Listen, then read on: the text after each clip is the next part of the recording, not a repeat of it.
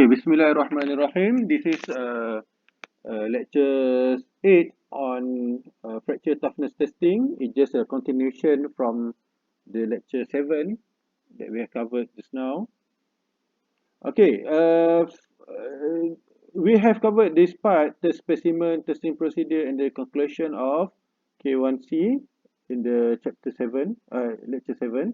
Now we're going to go a little bit deep into the determination of CTOD, crack tip opening displacement as delta, and then the determination of J integral, and then the relations between K, the fracture toughness or stress intensity, J is the J integral here, and then what is the relation between the CTOD as well.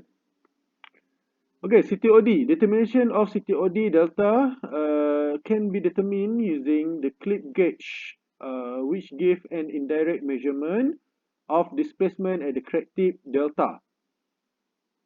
Okay, if the origin of the measurement at the center of a crack of length 2A, then this is the calculation for the CTOD. Okay, if I have a crack length, this is the crack, this is my COD, crack opening displacement. We measured that as delta as well. This is delta in terms of a triangle, while this is the delta in terms of D. So make sure that we understand the difference between both symbols. This is delta, well, this is also called delta, but this is the crack opening displacement. Okay, the crack length is 2A. Once you get this is the crack tip, because we are talking about CTOD. Of course, this is the crack tip opening displacement.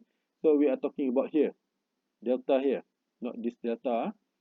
So we are talking about this delta, the crack tip opening displacement. Like we mentioned in the previous slide in chapter 6, I believe chapter 6, we're talking about the, chapter 5, we talk about the plastic zone after the crack tip, in which is located here. So we can measure from this, the crack tip to the plastic zone as R. Okay, by using this equation, you can actually determine what is the CTOD, which is delta, small delta here, where sigma is the applied stress, RP is the plastic zone size, and E is the Young modulus. So Young modulus is always referring to the type of material that we're going to apply in this specimen. Okay, determination of J integral. J integral is a more comprehensive approach to fracture mechanics of lower strength ductile materials. So the keyword here is lower strength ductile materials. J integral can be interpreted as the potential energy difference between two identically loaded specimens having slightly different crack length. Testing is carried out in a similar manner to fracture toughness K1C, but using a series of identical specimens, the multi-specimen approach or single specimen. Okay, this is the graph for the physical interpretation of the J integral, where I can plot the displacement, crack opening CTOD, the crack tip opening displacement, and then versus the type of load, and then I can plot A due to the A, but A here is plus with delta A, the changes in terms of the crack. So within this area, I can get that as JB Okay, for the determination of J integral for two conditions, which is the first one is the 3-point bend test, bend specimen. We can check that using this equation, J equal to 2A divided by BB. What is BB in this case? We need to check the type of specimen. Okay, A, where A is the area under load specimen curve, B is the specimen thickness, B, this is the capital B, and then the small b, the small capital B is the unbroken ligament, where it can be determined by B equal to W minus A. Okay, by using this equation, you can select what is the J integral for 3-point band specimen. Okay, a little bit more complicated for the compact specimens, contention specimen, where there is another term that be introduced into this equation. We call that as alpha. So how to calculate alpha? By using this equation. This is alpha equal to 2a and so on. So once you know what is the value of each parameter, you can directly calculate for the J integral for two types of specimen. Okay, the R curve, determination of R curve. The R curve characterize the resistance to fracture of material during slow and stable crack propagation as the plastic zone grows as the crack extends from a sharp notch. An R curve is a graphical representation of the resistance to crack propagation R versus crack length A. So, like we mentioned last time, Irwin is made some kind of modification in terms of Griffith theory. So, Irwin is very motivated to suggest that the failure, which is unstable crack growth, will occur when the rate of change of strain energy release rate equals the rate of change in resistance to crack growth. Okay, so failure means that unstable crack growth here. Delta G divided by delta A means that the changes in terms of uh, the strain energy release rate. So this he said that delta G divided by delta A is actually equal to delta R divided by delta A. So by having this type of equation, if you see into this graph, where we can determine where is the R curve for the ductile material and also R curve for the brittle material, using this graph, A for the ductile material while B for brittle material. So using this equation, you can get the slope. So from here, you can determine what is dg over dA and dr over dA, because R is actually here, this equation, this line, and then you just need to find what is the changes from what extent. Either this is from AC to starting from A node to A1 or A2 and so on.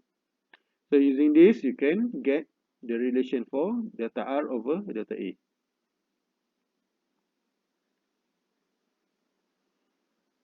Okay, the relations between K, J, and delta. Like we just covered about the J integral and then the crack tip opening displacement just now. So what is the different? What is the relation between the K, the stress intensity factor, or also if we talk about the critical, it will be about the fracture toughness. So several theoretical relationships between the various fracture mechanics parameters exist. So you need to turn on page 88 and 89 of the textbook for detailed analysis. But this is just a summary how they kind of related into the equation. If you can see here, K1C is the fracture toughness of opening mode 1 equal to square root of EJ 1C J integral here, and then we can relate that to if you take this one out, we can directly goes for EJ if mu equal to 0. Okay, the crack tip opening displacement delta also determine, you can determine that by using this equation or relationship. Uh, but they change this K1 where you can bring this term into this and then the square root of the whole term. And then there also some kind of flow if the stress is given in term of flow. So J integral is using this equation where the stress flow is actually you can get this using this equation as well. So you just need to substitute the value, and then from here bring this value to this equation. Okay, example 3, a material has a yield strength of 345 megapascal, a tensile strength of sigma TS, tensile strength. TS is actually referring to the tensile strength. 483 megapascal, a fracture toughness of 110 megapascal times square root m, and elastic modulus of E equal to 207 gigapascal, and a Poisson ratio of mu equal to 0.3. So you need to determine the minimum specimen dimension. So we are talking about minimum specimen dimension B, A, and W required to perform a valid K1C test on this material according to ASTM E399 standard. Okay, this is the standard. So comment on the feasibility of the testing a specimen of this size. If a valid J1C test on this material is to be performed. If a valid J1C test on this material is to be performed, estimate the specimen dimensions required.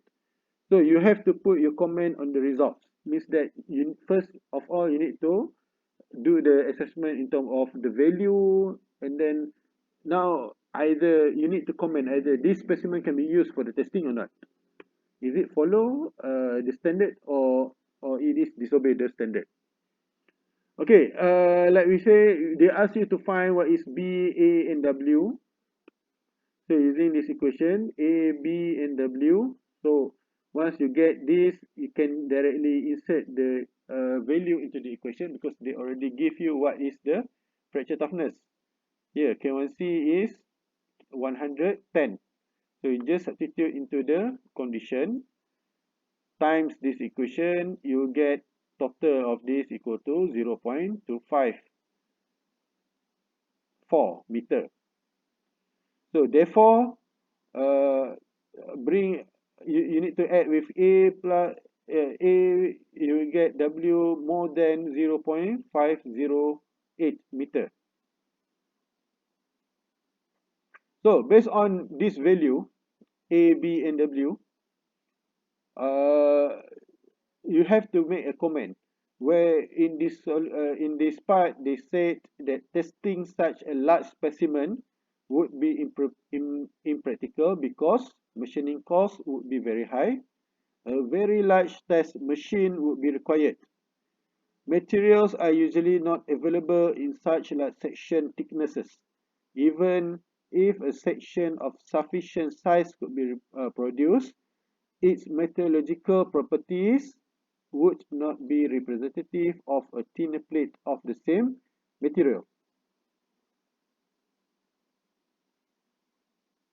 Okay, this is in terms of the sizing material, and then you need to do the second question. If a valid J1C test on this specimen is to be performed, estimate the specimen dimension required.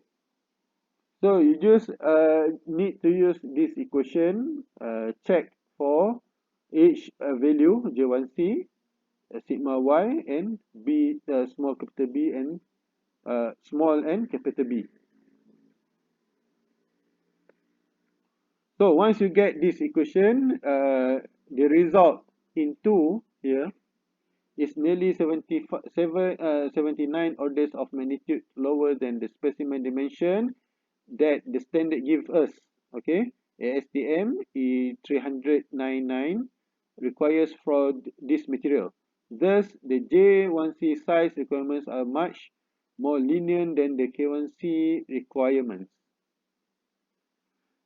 Okay, until that part, if the same, we're going to discuss this in the next lecture, online lecture, and then we're going to cover the next topics on the effects of temperature, loading rate, and constraint. So thank you very much. Assalamualaikum.